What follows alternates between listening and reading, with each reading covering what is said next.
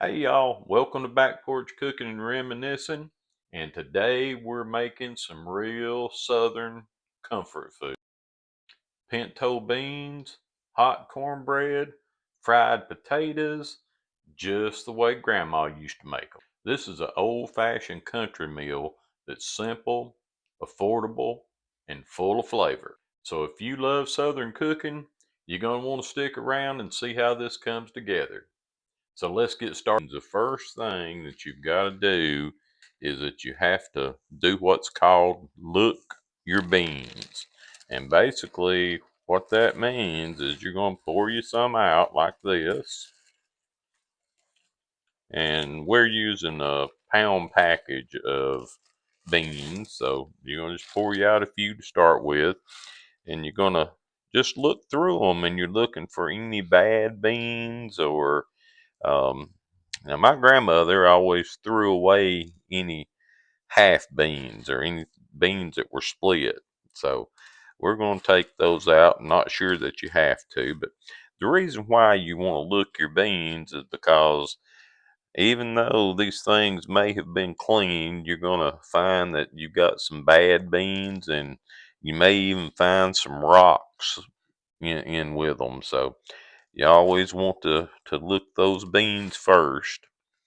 And as you're looking them, try to do it in a area where it's you got some good lighting. And then you just want to take those and scrape them off after you've looked at them into a bowl. And this takes just a minute to do this. So I've looked over our pound of beans, and as you can see, I've pulled out several half beans and a few that were not good beans and that kind of had some bad spots. And so that's all that we got out of a pound of beans, which is not a lot. All right, so now the next thing that we want to do is we're going to take our bowl of beans and we are going to pour some water over them. We're going to get them good and covered in water and just kind of get your hand in there and mix them up. And what this is going to do a couple of things. This is going to get off any excess dirt that was left on the beans from the manufacturer or from the grower. And it's also going to help these beans to soften up a little bit because we're going to leave those sit and soak overnight. So remember, you got to start cooking your pinto beans the day before. So our beans have been soaking in the refrigerator overnight, and now I've took them out, I've rinsed them, washed them really good, and they are ready to go into our pot. Now we're going to be using our Lodge cast iron Dutch oven today to cook the beans in. And so first thing we're going to do is we're going to add a little bit of chicken broth to our pot. Alrighty, all kinds of good chicken broth in there. Now we're going to put our beans in, and we're going to use the water that after I washed them, I put water back over them. So we're going to use that water to do the beans with. So we're just going to pour our beans and our water in with that chicken stock. Now we're going to have to put some more water in it once we're done with putting everything in because that won't be enough water. All right, now the next thing we're going to do is we're going to add just a little bit of garlic powder. Not a lot, but just a little. Just to give us a touch of a garlic flavor. All right, and then we're going to add some pepper. And we're not going to add the salt right now. We'll wait until the end of the thing to decide whether we need any more salt or not. All right, so we got that put in. Next thing we're going to put in is we've got some chopped onions. I just chopped them up. They're not really fine. They're just a medium chop. So we're going to put our onions in there with that. Now, y'all, I know there's several different ways to make pinto beans, but this is the way that my grandma made them, so that's how I'm going to make them too. All right, now the next thing that we're going to do is we've got some ham hocks. And you can get these at any major grocery store, Walmart, Kroger, anywhere like that. So we're just going to put those ham hocks in there. I got a couple of them. We're going to put both of them in there. All right. And then we're going to throw in a real small bay leaf. I don't want a lot of bay leaf flavor. I just want just a touch of it. So I'm just going to use one real small one there. Put that in the palm of my hand where you can see the size of it. So we're just going to drop that in there. All right, now we're going to give everything a good stir. We've got our stove turned on, so what we want to do is bring this up to a boil. And once we bring it to a boil, then we're going to cut the temperature down on it. But the first thing we got to do before we do that is we've got to add some more water. So let me grab some water here. We want to cover those ham hocks with water, so we're almost covering them, but we're just a little bit short. So let's put a little more in there. All right, that's got that. So now, once this comes to a boil, we'll turn the temperature down on it a little bit, and we'll just let it simmer. So I'm going to put the lid on it, and we'll come back and check it in a little bit. So while our beans are cooking, let's do a little bit of reminiscing. So I remember back when I was a kid and I'd go to my grandma's house and she'd be cooking a pot of pinto beans. Well, she used one of the old brown cast iron Dutch ovens. Of course, I did have two of those old cast iron Dutch ovens, but unfortunately, we lost both of them in a fire back some time ago. And I went to replace it, and I saw this Red Lodge cast iron enamel coated Dutch oven. So I decided to go with it. But someday I'm going to go ahead and get me one of those old brown colored Dutch ovens and get back to using it again, because I think they may make a better flavor cooking in that cast iron. And you know, one of the things that I remember from going to grandma's when she would cook pinto beans, she always had big, thick slices of white onion, or she would have green onions from the garden if it was time for the garden. She always had chow chow, um, something I never cared for, but that's just something she always had. Now, as far as things that you can eat along with pinto beans, and of course, you know, we're doing fried potatoes, but there's several other things that you can have to go with pinto beans. There's something that when I was a kid growing up, my mom made a lot with them, and it's called lettuce and onions, is what we called it. Now, a lot of people called it wilted lettuce, or they called it kilt lettuce. And basically, what that is you take lettuce and onions, you chop them up a little bit, and cook some bacon, and you pour the hot bacon grease over top of the lettuce and the onions, and that wilts it. And add a little salt, maybe a little pepper to it. Really, really good. A lot of people I've heard of, they eat kraut with it. Again, several different things you can eat with it. A lot of things you can add into it. Like I said a minute ago, adding in chow chow. Um, seen people that put ketchup in their pinto beans. Even had my cousin's husband, he would put French dressing in his pinto beans.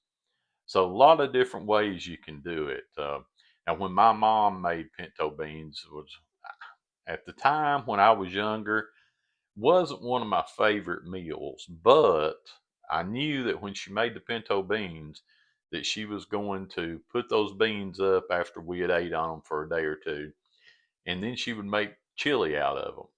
So there again, that's something else you can do with leftover pintos is make your homemade chili out of it. And also something else, you can freeze these beans. They freeze pretty well after they're cooked. Then you can take them out, heat them up, have them with a meal as a side dish, save them until you're ready to make chili out of them. So a lot of things you can do with pinto beans. And one other thing, now I never had this myself, but I've seen it on YouTube and several other places. It's what they called a fried bean sandwich. So you'd take your pinto beans and you'd mash them up, and you would add an egg and add some cornmeal to them, and then you would fry them just like you were frying a hamburger.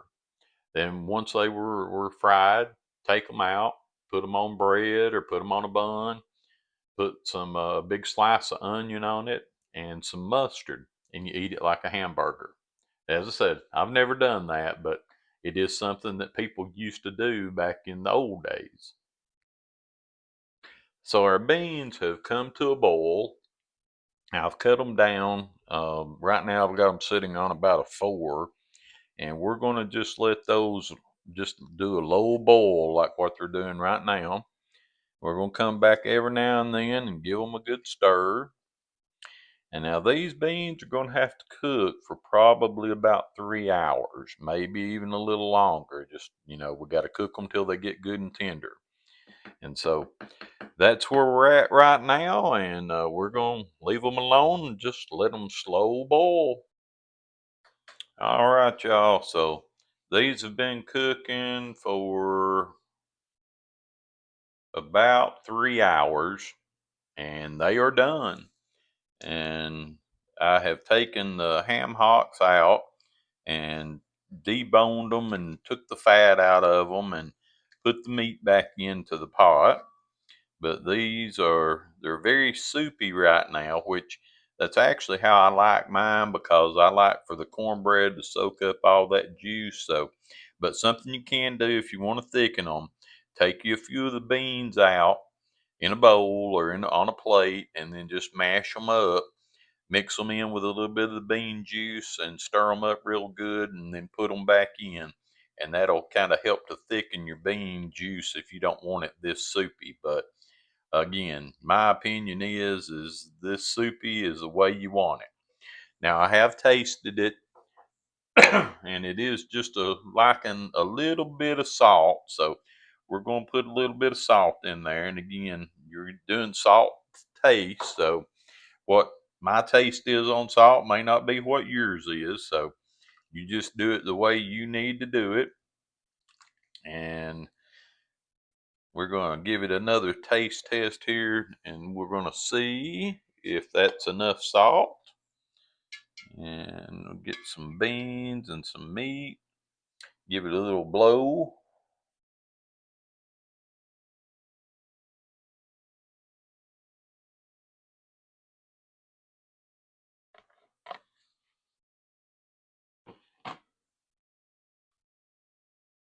All right, for me, that's plenty of salt. Again, you do it for your taste. All right, we got cornbread in the oven, and we're going to get started on those fried potatoes now. So we're ready to get our potatoes started. So I've got our cast iron skillet sitting on the stove, and it's been heating up here for a few minutes so the grease could get good and hot. And now I am using vegetable oil. So I know y'all are going to tell me how other kinds of oils are better, but this is what we've always used to cook our um, potatoes. So that's what we're going with. All right. So have had our potatoes had been soaking in water, and so I've drained them off, put them in a colander, and drained them off.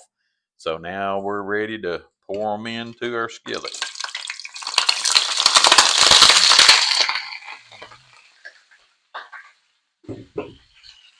And that was a good sizzle and popping. And now we're going to salt them. And then we're going to put some pepper on them.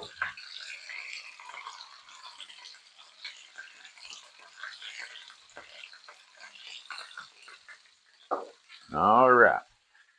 So now we're just going to kind of move them around a little bit, try to get some of that salt and pepper all around.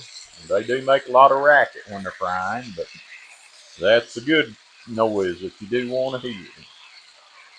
All right, so we got those all coated in the oil, and now we just got to let them fry. So we'll be back when we're ready to stir them. So now we're using the yellow Idaho potatoes here. Of course, you can use any kind of potato that you want. But when you get ready to stir them, use the back of your spatula. Don't use the front like this. Use the back and get in underneath and just scrape them. And that will make sure you don't have them sticking. And you just want to go all the way around your skillet and just make sure you can see they're starting to brown a little bit, which that's what we want. We want them to brown and get pretty. All right. So, and you just have to stir them like that every few minutes just to make sure that they're not sticking, and just let them cook until they're. Well, our potatoes are now done, so this is what you want them to look like. You want them to be good and golden brown. And then what I like to do with mine after I've cooked them like this, because they are a little on the greasy side, so I like to take a plate that's lined with a paper towel and just pull them out and put them on that paper towel so that they can drain a little bit.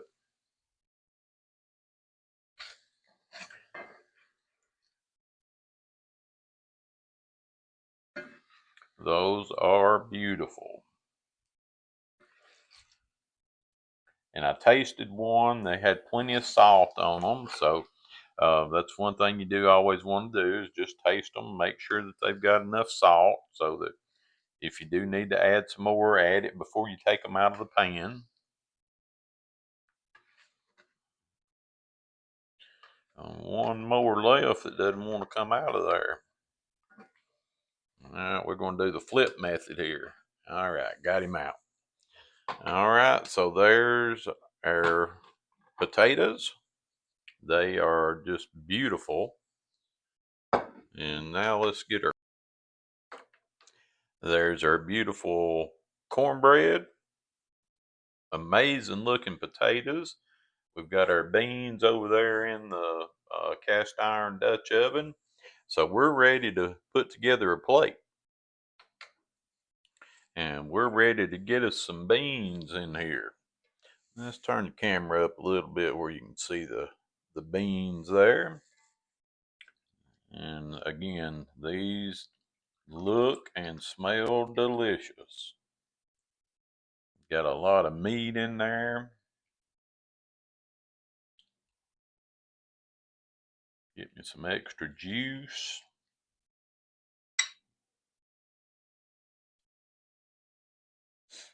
All right. So there's what we got.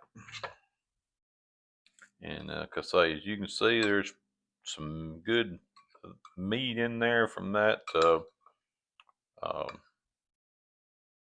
yeah, whatever that thing was that I put in there, the um, ham hocks. That's what it was. I'll get it out in a minute. So we got our beans, we got our potatoes, we got our cornbread. Boy, that's some beautiful cornbread there too. Now this is how I like to eat it. Is I just will crumble my cornbread up in those beans. And now that cornbread's going to soak up a lot of juice. And that's why I like to have my beans juicy so that if my cornbread soaks up all my juice, I can go back and get me some more. And you got plenty of cornbread left too to put you some butter or molasses or whatever y'all like to put on your cornbread. So you got plenty to do that with too. All right. So then I just take it and kind of mash my cornbread into the beans. All right, and we are about ready to give it a taste and see how it is. I already know it's going to be delicious and wonderful. So I'm ready to do the taste test. I got me a spoon of beans and cornbread here. We're going to do that first, then we're going to try those potatoes.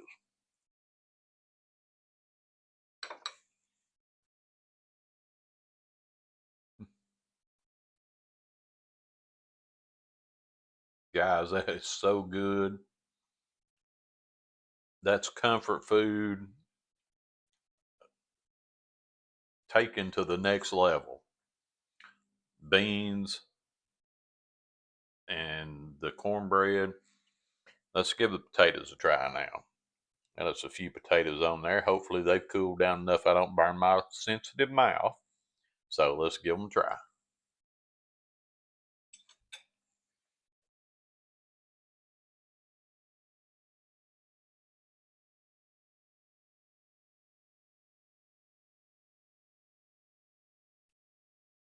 Potatoes are so soft and tender.